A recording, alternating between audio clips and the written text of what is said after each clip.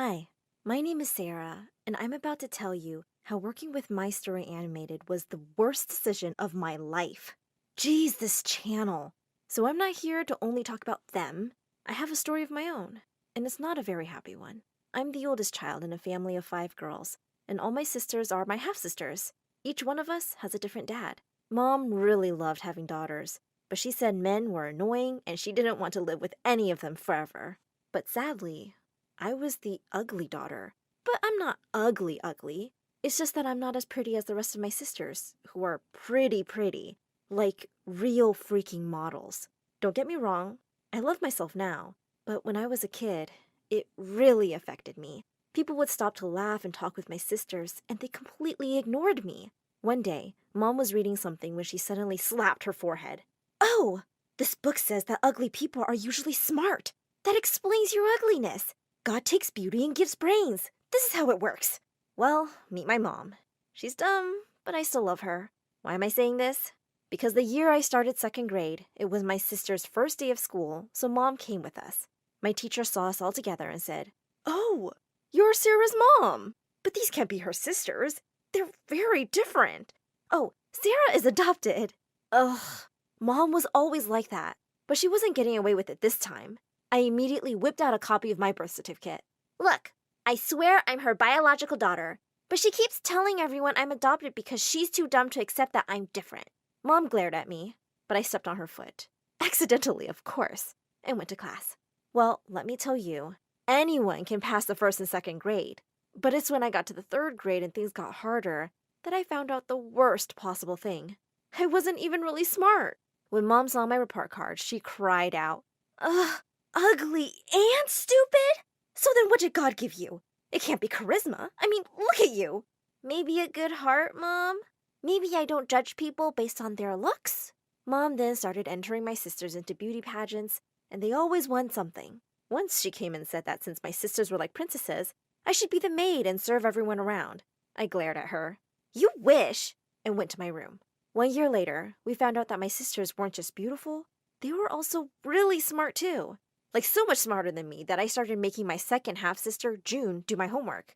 And my grades started getting so much better. When Mom found out, she went insane and said that I should find a job to make myself useful. But I have to tell you guys, I'm one of the top 10 laziest people on Earth.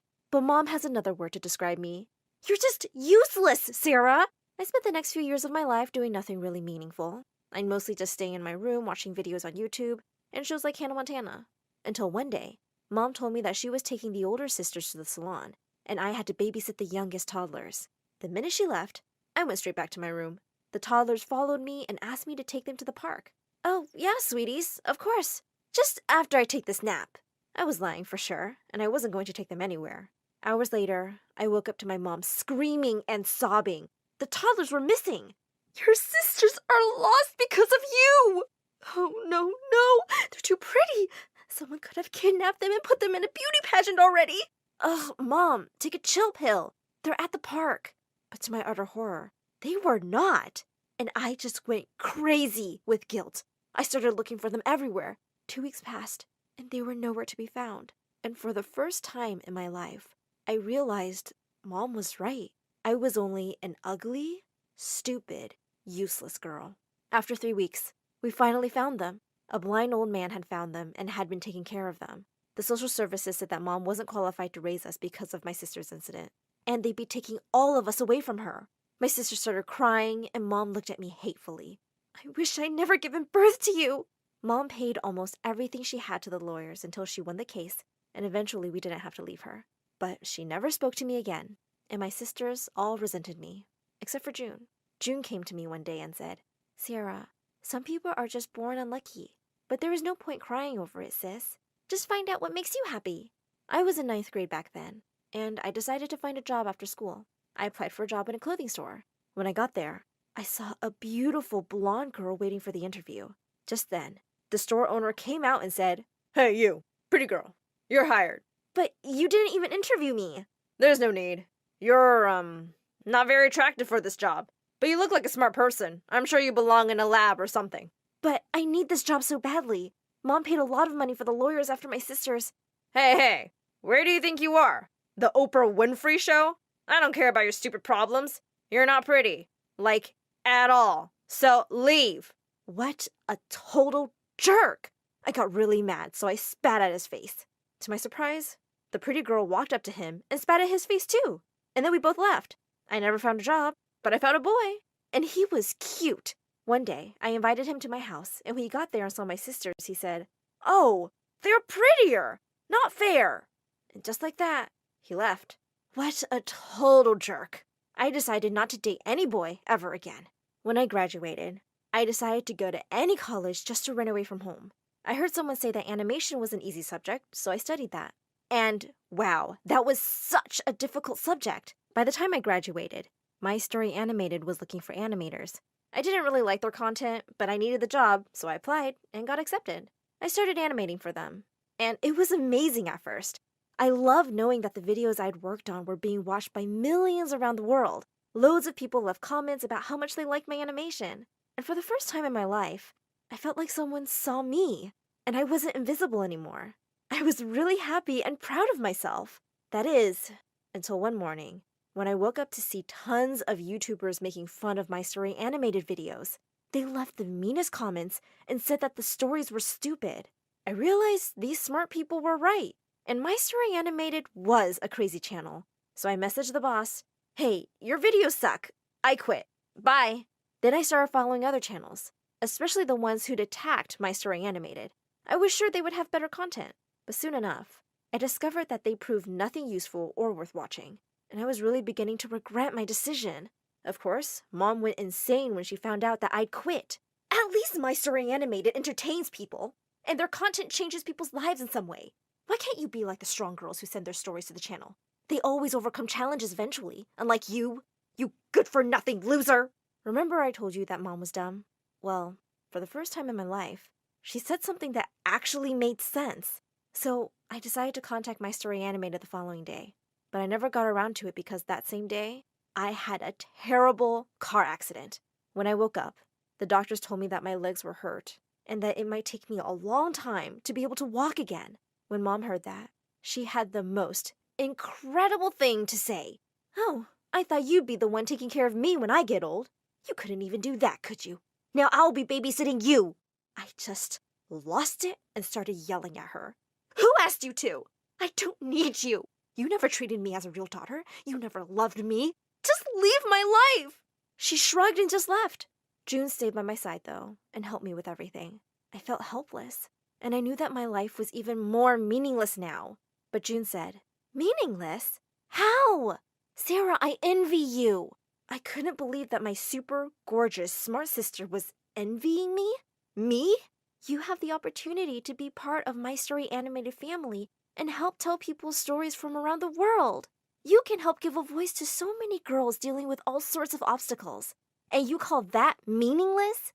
I immediately contacted My Story Animated, not only to work with them again, but also to share my story with the world. Fortunately, they agreed to take me back. As I kept working hard, my animation also got better, but my legs weren't getting any better. June used to take me to the park to make me feel better. One day, I found some young girls watching one of My Story Animated videos. "Hey, I work with that channel. Actually, you're now watching a video I animated." The girls were stunned. They oohed and awed and showered me with questions. Then they started hugging me and asking to take pictures with me. They also asked for my autograph. I felt amazing, and I felt I have a great power to help change the world. But Mom knew I was back to work and started calling me for money because all of my sisters found jobs and left her alone. I yelled at her, "You deserve what's happening to you. Don't contact me ever again." I was really happy at work, but the mean comments on my videos never stopped. One day I asked the boss, "Don't all these hateful videos and comments affect you?" "Yes, but there are plenty of people who love us and impatiently wait for our videos. Haters are just very judgmental people who see the world as black and white and think they are right about everything. And when they don't understand something, they just call it stupid or bad or ugly. And that is just bullying." I immediately thought of Mom and how she always thought I was useless, stupid, and ugly. Mom was a bully.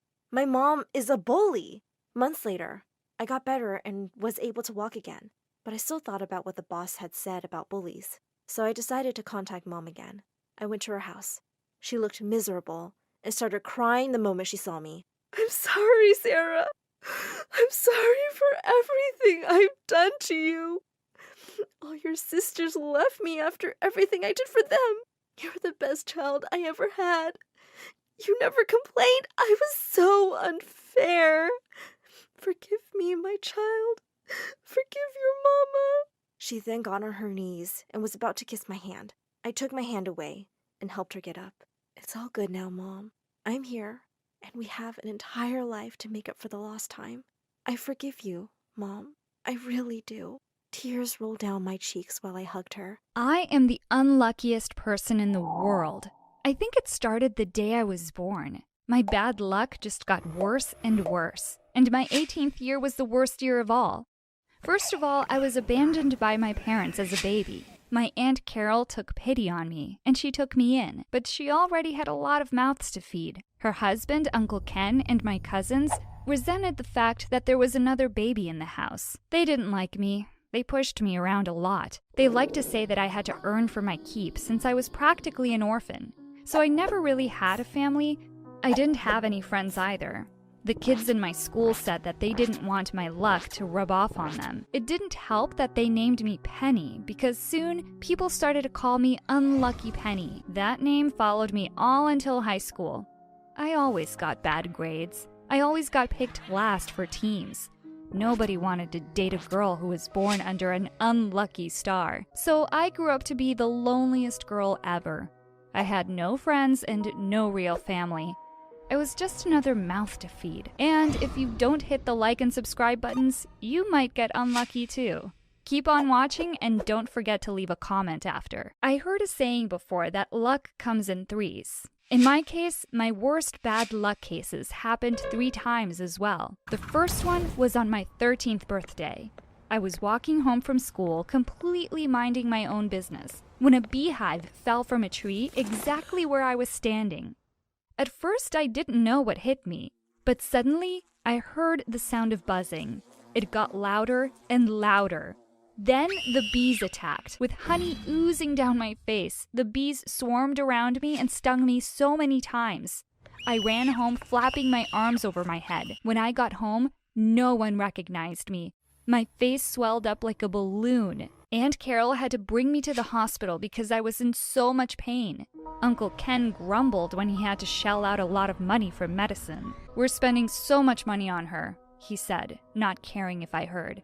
"We just can't afford this." It hurt to hear that. It hurt even worse than the bee stings. When I turned 16, Aunt Carol said that she wanted to give me a sweet 16 treat. So we went out for ice cream, just the 2 of us. I guess she felt bad that I was always the least important person in the family. She hoped that I would grow up to be a good person. But I told her that I was so very unlucky. "Don't be silly, Penny," she told me that day. "We make our own luck. If you try to become a good person, you can be lucky." That night, I decided to cook dinner for everyone. I wanted to give them all a gift, even if it was my birthday. I was trying to be a good person, like Aunt Carol said. But while I was getting all my ingredients from the basement pantry, somehow I missed a step. I fell down the stairs. When they found me, I had already broken my arm and my leg. I had to wear a cast for months, and I was in bed for weeks. "Poor child," Aunt Carol told me while sitting beside my bed. "A lot of bad things seem to happen to you." I felt so miserable and unlucky. But I was feeling scared too. 2 big things already happened. The third one was probably going to be disastrous. Uncle Ken didn't have Aunt Carol's bedside manner. He didn't like it that he had to bring my meals to my room. "I know you didn't mean to fall down the stairs," he told me, "but please be more careful, Penny. We barely have enough money to feed everyone. And now we have to take care of you too." I cried a lot after that. I knew I was such a burden to them. I had a lot of time to think while I was stuck in bed. I knew I had to do something the moment I got better. So the only thing I could do to save money was to get a scholarship. For that, I had to study really hard. So I did. Somehow my bad luck didn't affect my grades anymore.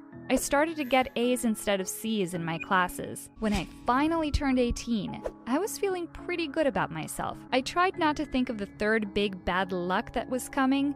I got a scholarship to college. It would pay for everything. When I got to college, I got assigned to a dorm room, and I was going to have a roommate. I prayed that she was going to be a good one. I was wrong. Jenny wasn't just a good roommate. She was a great one. We became best friends from day one. Jenny liked to talk, but she also liked listening to me. She's the only one on campus who knew about my unlucky Penny nickname. I told her about bad luck coming in threes. She told me I was being ridiculous. If you keep thinking about it, then it will certainly happen, so stop thinking about it, she told me constantly. Only think happy thoughts. After a while, I finally did. We made our dorm room the best in the building. We both made sure to keep it clean and tidy. We never got into any argument about whose turn it was to vacuum. It was the perfect living arrangement. Jenny was the best friend I could ever hope for. A few months later, Jenny turned 18 herself. She treated me to dinner. She wanted to do something that she couldn't do when she was just a minor. I know what to do, she said. Let's buy a lottery ticket. I was excited. I never did that before. Let's do it, I cried. So we went to the nearest convenience store and bought tickets for each of us. When it came time to choosing the numbers, I decided on the dates of my birthday. Jenny just used random numbers for hers. We were excited for the results, but the draw was in a few days. Meanwhile, we spent a lot of time dreaming about the things we would buy if we won the lottery. Apart from the usual shopping sprees and exotic trips, mostly I thought about helping Uncle Ken and Aunt Carol. Although Uncle Ken complained a lot about me, the fact still remained that he let me live in their house. They still clothed and fed me. When the night of the draw came, I was feeling very nervous. I felt like my luck was really going to change that night, but just before the numbers were announced, my tummy was feeling topsy-turvy. I gave my ticket to Jenny and told her that I needed to use the bathroom real quick. I did my business as fast as I could. When I finally got back to our room, I was half expecting to see Jenny jumping for joy, but she was just busy fixing the stuff in her handbag. Did they call out the numbers yet? I cried. Did we win? Jenny turned around to face me. Sorry, Penny, no such luck tonight, she said calmly. Maybe we can try again some other time. I asked her for my ticket. I wanted to use it for a keepsake, but Jenny said that she already ripped it up and threw them away. I don't want to be reminded that we weren't lucky tonight, she told me. I felt absolutely terrible. I really thought that I was going to win. Oh well, I replied. I guess my streak of bad luck isn't over yet. It definitely wasn't. The next day, my alarm went off loudly. Turn that darn thing off, won't you? Jenny cried from her bed. I mumbled an apology and turned off the alarm. I got dressed quietly so I wouldn't disturb her anymore. After all my classes that day, I decided to buy some dinner that I could share with Jenny. I was sorry about waking her up that morning. But when I got to the room, Jenny wasn't there yet. I tried to wait up for her as long as I could. Jenny didn't even go back to the room that night. The next morning, I was feeling worried. It wasn't like Jenny to spend the night somewhere else. I called her phone. She answered right away. She said that she had to go home for a few days. There was an emergency. I hope everything turns out okay, I told her cheerfully. I'll see you in a few days. It was lonely without Jenny around, but a few days later, she finally arrived. She unpacked her bag and took out a lot of new clothes. Wow, I said. You didn't tell me that you went shopping. She shrugged her shoulders. She said that those were gifts from her parents. The Jenny that came back wasn't the same Jenny that left. Suddenly, everything I did started to annoy her. She said that she was tired of cleaning up after me. I was confused because I always did my share of the chores. I tried to please her more. I thanked her for every little thing, but she always seemed a bit angry over something. I was very surprised when I came back to the room one day. All of Jenny's stuff was packed in boxes. She told me that she was moving to another dorm. Why? I asked with a whine. What happened? Jenny didn't answer me. She just said that she needed a change. So she left. The school arranged a transfer and I got another roommate called Mandy who kept mostly to herself. I missed Jenny a lot. She was my first real friend, and now she didn't even want to talk to me anymore. I tried to call her, but she never picked up. The next time I saw Jenny, she almost ran me over in her new car. I was crossing the street when a red convertible nearly sideswiped me. I thought she would stop the car and check if I was okay, but when she saw that it was me, she just kept on going. What was happening to Jenny? She was turning into a mean girl all of a sudden. "Are you all right?" said a voice nearby. I turned. It was my roommate, Mandy. I stood up and shook the dust off my clothes. "Was that Jenny driving?" Mandy asked. I nodded. Mandy sniffed and made a face. "She's awful. My old roommate went to the same high school as her. She told me that Jenny is a snob. Besides, she practically forced me to leave my room so she could switch places with me." I felt terrible about my falling out with Jenny, but I didn't like hearing Mandy talk badly about her either. "She's not that bad. Maybe she's just having a bad day," I replied. But Mandy said that Jenny was truly awful. She heard that Jenny came from a family of gold diggers and opportunistic people. Her family's got a reputation of being thieves and criminals. Of course, none of them were ever caught, but everybody knew what kind of people they were, Mandy added. I felt insulted. How dare she say those things about my friend? The gossip was that Jenny was always finding ways to make money, even back then. Money is the most important thing in their lives. I thought about everything that Mandy said on the way home. Did Jenny resent that I wasn't able to split some of the furniture with her? Did she actually want a richer friend? It sounded ridiculous. I tried to rack my brains to find the reason why I didn't seem to be Jenny's friend anymore. I thought back to the day when everything changed.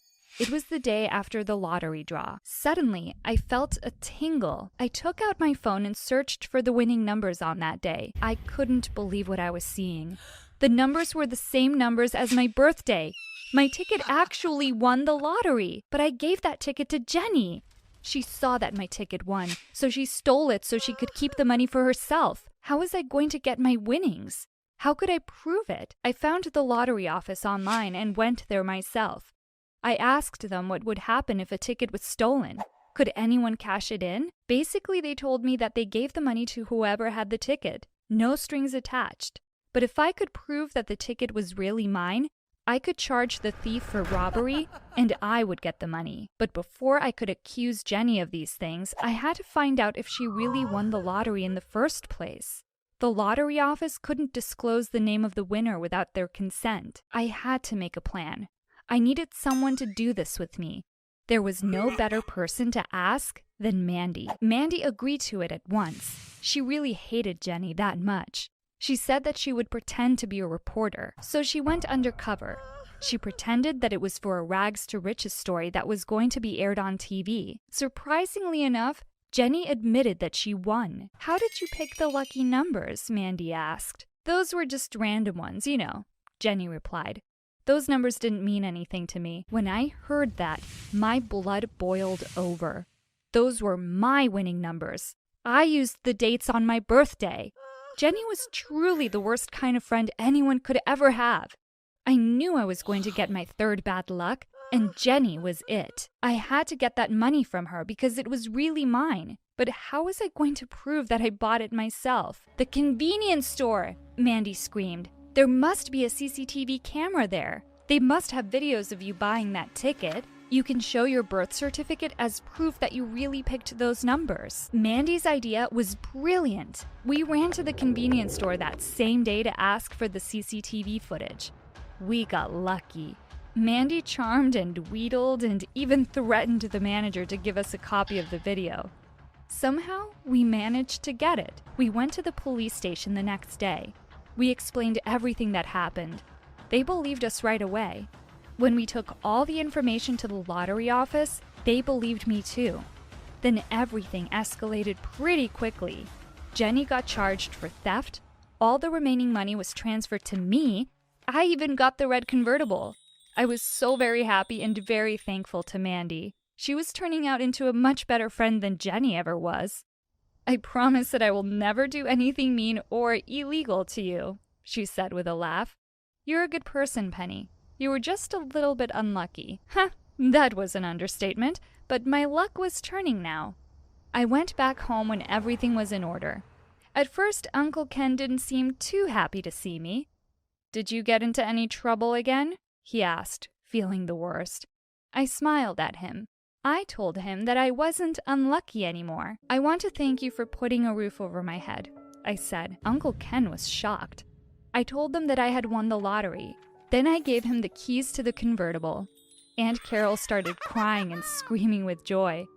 I can't believe it. I guess we'll have to change your nickname then. The best feeling in the world came over me when Uncle Ken gave me a hug. He cried too when I told him that I would help with the expenses from now on. I guess that was it. My streak of bad luck was done. Only good things were going to happen to me now.